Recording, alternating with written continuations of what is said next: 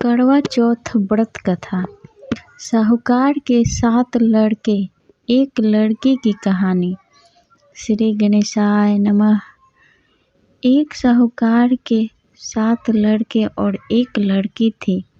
एक बार कार्तिक मास के कृष्ण पक्ष की चतुर्थी तिथि को सेठानी सहित उसकी 7 बहुएं, उसकी बेटी भी करवा चौथ का व्रत रखा।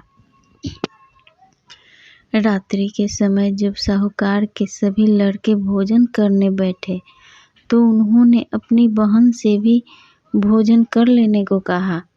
इस पर बहन ने कहा, भाई अभी चांद नहीं निकला है, चांद के निकलने पर उसे अर्घ्य देकर ही मैं आज भोजन करूंगी। साहूकार के बेटे अपनी बहन से बहुत प्रेम करते थे। उन्हें अपनी बहन का भूख से व्याकुल चेहरा देखकर बेहद दुख हुआ।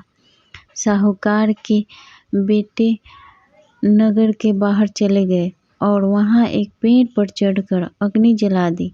घर वापस आकर उन्होंने अपनी बहन से कहा, देखो बहन, चांद निकल आया है, अब तुम उन्हें अर्घ्य देकर भोजन ग्रहण करो।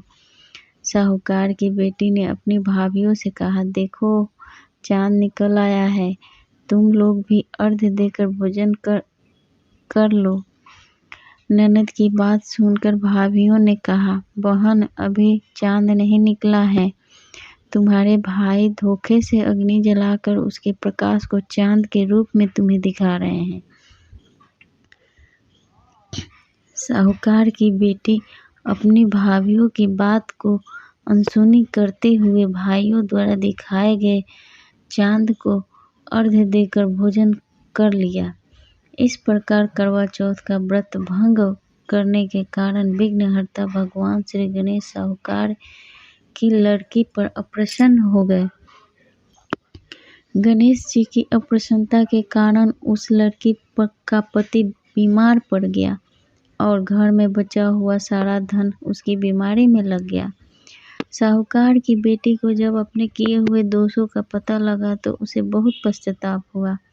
उसने गणेश जी से क्षमा प्रार्थना की और फिर उसे विधि विधान पूर्वक चतुर्थी का व्रत शुरू कर दिया। उसने उपस्थित सभी लोगों का श्रद्धानुसार आदर किया और तदुपरांत उनसे आशीर्वाद ग्रहण किया।